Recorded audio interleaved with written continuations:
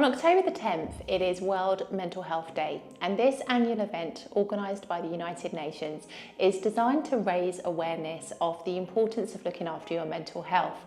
This is something I'm extremely passionate about, having had my own mental health struggles in the past.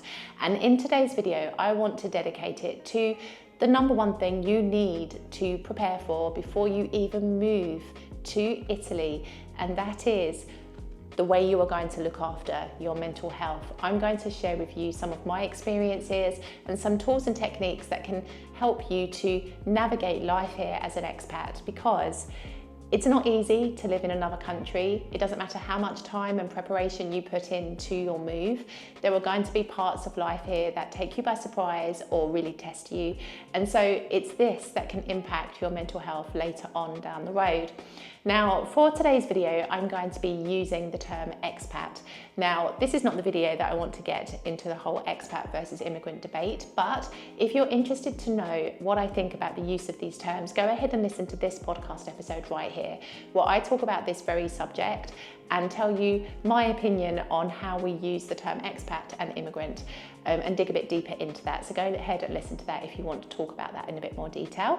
So let's get back to the topic of today's video, and there is a lot to unpack when it comes to mental health. I want to start by saying that even though in 2024, with these initiatives like the one organised by the United Nations and various other mental health charities around the world, there is still a stigma and a taboo around mental health. I see it here in South Italy. I see people ridiculing those that say they have mental health problems, or kind of judging people who are struggling. I see it with my own two eyes. And so I understand that it's not easy sometimes to admit that you're finding things difficult, or that you have a problem, or that you might need some help. But let me tell you that it's the number one thing that you must do. Like, when you become an expat, I think that there is a sort of guilt associated with your decision. You kind of feel that because you decided in the majority of cases to move to another country, you can't really complain about life not being exactly as you'd hoped, or any kind of difficulties or struggles that you may be facing because you chose to do it, right? But it's just not realistic to consider that, you move to another country and will never ever find things difficult. And I see a lot of comments on some of my videos from people who kind of seem to think that if you have a problem in another country, it's because you didn't do enough research around life there before moving. But I'm here to kind of set things straight a little bit, because trust me when I tell you, nothing prepares you for life in Italy like living in Italy. And it's the truest thing I've probably ever said, because you can do bucket loads of research. You can spend hours binge watching YouTube videos, read all about Italy on the internet and in different books. But I promise you, until you actually step foot in this country and spend a prolonged period of time here, nothing is going to prepare you for the reality of what you're going to experience. And that it all depends where in Italy you decide to move to as well, because there's that aspect to consider, how complicated and divided this country really is. So I want to just kind of start from this point, because it is very normal to feel a little bit down and depressed when you become an expat. In fact, there is even a term called expat depression. You can put it into Google and you will see all the listings that come up as a result of this particular search term. And expat depression can encompass a number of different emotions. It can be isolation, it can be anxiety, it can be full-on depression. There's a lot of different things that come under this kind of umbrella term of expat depression, but it is a real thing, and it's not just for life here in Italy, it goes for any other country in the world that you might move to.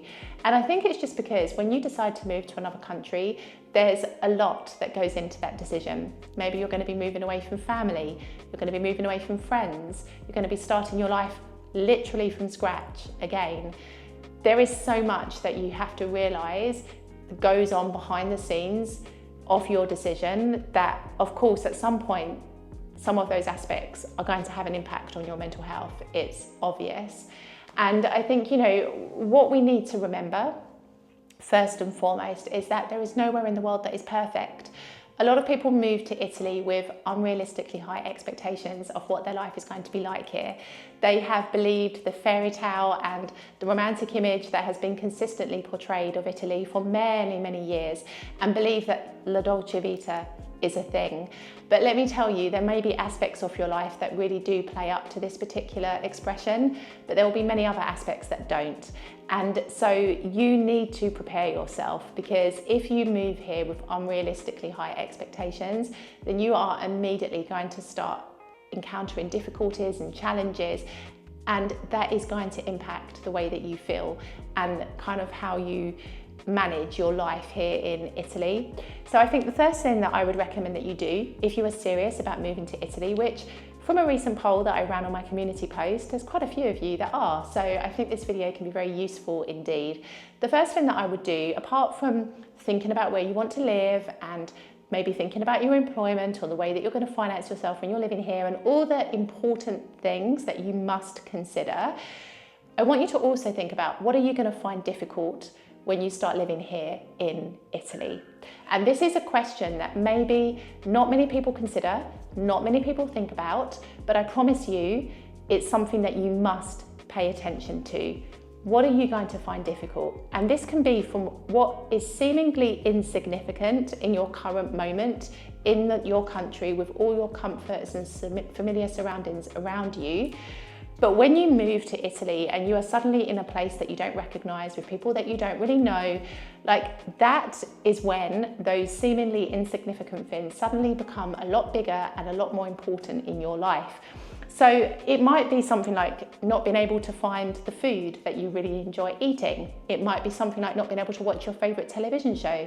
It could be like not having particular shops or services that you're used to using. It might be bigger things like language or the difference in culture or not having a lot of friends here in Italy. It can be anything on that spectrum. Each and everything is really, really important and valid. But you need to write everything down, because I promise you, when you start to do that, you start to see in black and white in front of you on paper the things that you need to start thinking about and addressing. And then I think what can help you is to start to think, okay, how can I approach each of these particular challenges? So if we're going to talk about food, for example, it might be that you adapt your diet. You find an equivalent food item here in Italy, or you might find that you adapt a dish that you normally make and use an Italian ingredient instead. Or it might be that you don't eat that food anymore and you embrace a different food item from Italy as part of your diet. When it comes to television shows, maybe you find an Italian equivalent, or you find old versions of the show on YouTube, or you look into VPNs, whatever it may be. There are little ways around these particular areas that you can investigate and look into and find out what could be the best thing for you to do to kind of help you to overcome these particular challenges. Now, when it comes to bigger matters like language and friendships and family and all of this stuff, this is the stuff that can really take a toll on your mental health. Now, I'm quite open, and I have been very open on this channel about my own mental health struggles. In fact, I had a breakdown here in Italy in December 2019, and a lot of that was because I didn't do enough mental preparation before I moved here, and I already had some kind of insecurities and anxiety when I moved here that was accentuated and amplified over the course of the months that I spent here leading up to my breakdown. And so I have learned firsthand how easy your mental health can be damaged and impacted. And I want to say to you that if you are having struggles, there is nothing wrong with you. Let me tell you, there is not one single person on this planet who is 100% immune from having a problem with their mental health at some point in their lives. Like, there is not one single person. Like, if you think about it, even celebrities who we perceive to have everything, fame, money, success, they still have mental health struggles.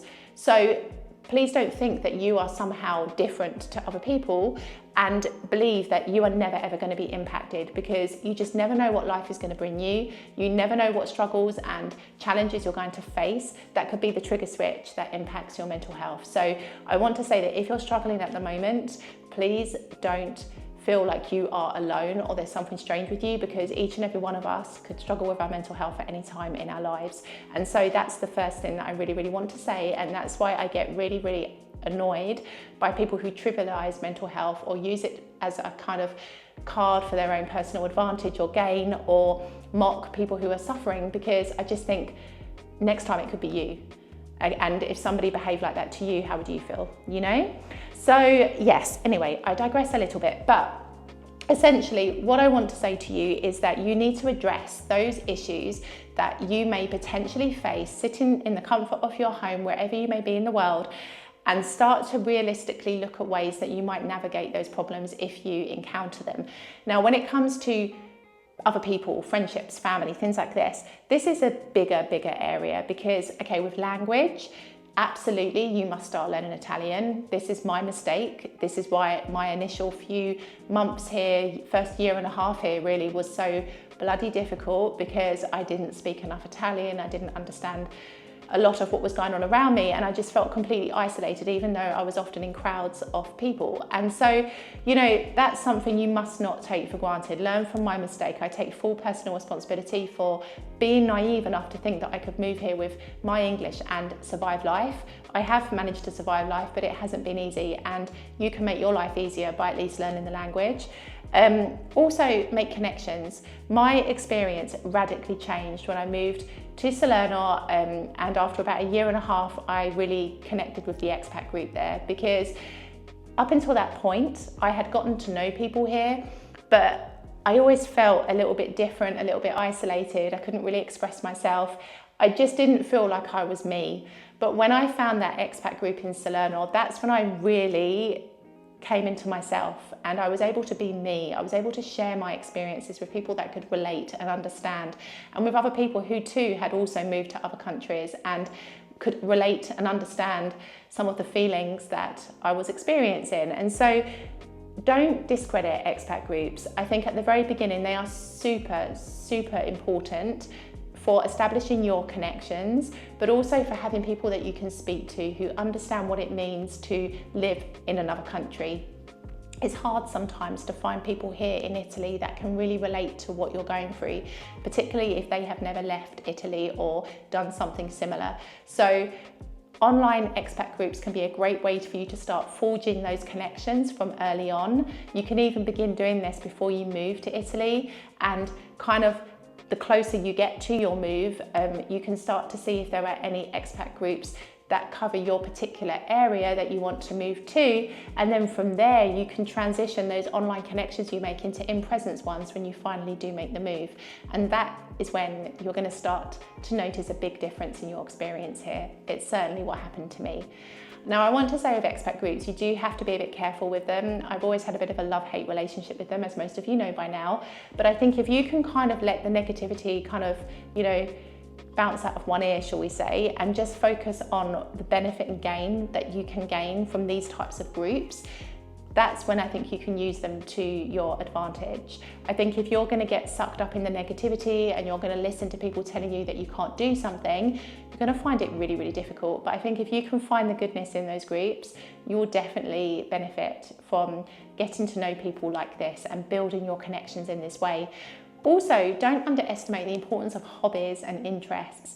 This is something that I didn't really prepare myself for. I moved here and was immediately caught up in organising my life, and I started working pretty much as soon as I arrived, and I was like getting used to a new routine, and everything felt like, you know, the honeymoon phase at the beginning, everything felt perfect.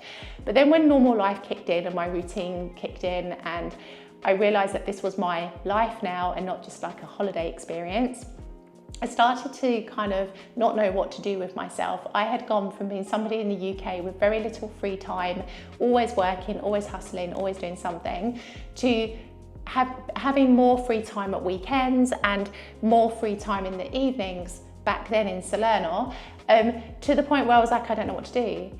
And you know, it's that feeling of boredom that can start to make you feel a bit rubbish, because then you start to reflect on maybe your old life before, or you start to make comparisons, or your mind starts to go to places that you don't want it to go to. So really do focus on building up activities, hobbies, interests for you to do when you're here. I credit starting this YouTube channel in January 2021 with helping me find myself again. Because prior to that, we had the pandemic. That meant I was in my house for like about a year. And that was really, really tough because Salerno was one of the parts of Italy that was in constant lockdown. Like literally when other parts of Italy were starting to open up, the governor of our region kept putting us onto red alert, which meant that we had to stay in lockdown. So that was really difficult. Prior to that, I had just moved here and I was trying to find myself, and I found that really, really hard as well. So January 2021, that was the moment when I found myself by starting this YouTube channel, and I've never looked back. And I've just continued to grow and develop and expand. And I can honestly sit here now and say, I actually feel happy. And so this is what I want to say to you. Like, find your hobby and interest. If it's something that you already do, see if you can continue it here. Otherwise, find something when you're here. But really do start to pay attention to this particular aspect of your life because it's super important. And I think as well, tied into all of this is the sense of gratitude. I have a daily gratitude practice that I do with my friend. We send each other gratitude messages every day. And it's something that really helps me because life here in Italy is challenging. It isn't always la dolce vita that many people have come here to believe, and that is true. There are many challenges to life here, particularly if you come from another country. And so if you can really focus your attention on gratitude, even if it is gratitude for the simple fact that you have been brave enough to follow your dreams, make them come true and move to Italy, that alone is something that can completely shift your perspective and help you to see things differently and also help you to feel better, particularly if you're struggling. And so gratitude is something else that I would say is super important and a very useful practice to adopt to look after your mental health. I think as well, you need to stop comparing. Absolutely stop. The minute you step foot in Italy, your life is here in Italy. It's not back in America. It's not back in the UK. It's not back in, I don't know where, Australia, wherever you come from. It's here in Italy. Like, don't compare. I promise you there will be lots of differences. And when you start comparing, it really makes you feel terrible. So stop the comparison, absolutely. Try to ground yourself into the present moment as much as you can. Really focus on what's around you and adopting the way of life here, which means that yes, you might have to change your ways a little bit. I certainly have had to adapt in ways that I didn't think I ever would, but I appreciate the fact that I've changed, in a way, parts of my character. I'm still quite rigid in certain respects, like I'm very strong about my boundaries and personal time and all of this. And I think that's important because I have learned through my own struggles with mental health what can go wrong if you don't respect yourself enough and you don't respect your boundaries and your time. So I believe that's correct for me to be strong about this. But in other areas of my life, I've definitely mellowed, shall we say, and I've definitely adapted a bit more to the way things are done here. So I recommend that you prepare yourself for this as well, because that is going to help you a lot with your mental health. And I think as well, just recognizing the journey that you're on, even if you start writing a journal, or maybe you decide to start a YouTube channel, or maybe you decide to, I don't know, photograph your way around Italy and capture your everyday life, whatever it may be, find a way to document the journey that you're on, because being an expat is a journey. And it's a journey that I think, you know, we don't sometimes appreciate just how much growth and personal development you go on when you decide to live in another country. And sometimes it can be trivialized, and sometimes people don't focus on this so much. But this is not a holiday. This is you being brave enough to move to another country and start your life over. It's going to be challenging, it's going to be difficult, but the number one thing you need to think about above everything else, above where you live, above your job, above money, it's your mental health. Because if you don't have good mental health, if your mental health isn't strong enough, you are simply not going to be able to appreciate, enjoy, or even survive life in Italy. So this is my message to you. Please take the time, especially as we are thinking about mental health on World Mental Health Day on the 10th of October. Think about your own mental health. Think about the ways that you can improve your mental health. If you're already living here in Italy, think about ways that you can work on your mental health before you start moving to Italy. And just think about how you can look after yourself in that way. Because honestly, if you struggle with your mental health, it's difficult. And I think the reason I'm so frank with you on this channel about the way life is here is because I don't want you to come here with unrealistically high expectations, believing life is a certain way, only to discover it's something else. I want you to come here, be fully prepared, and then really make the best of your experience here. I'll see you in the next episode.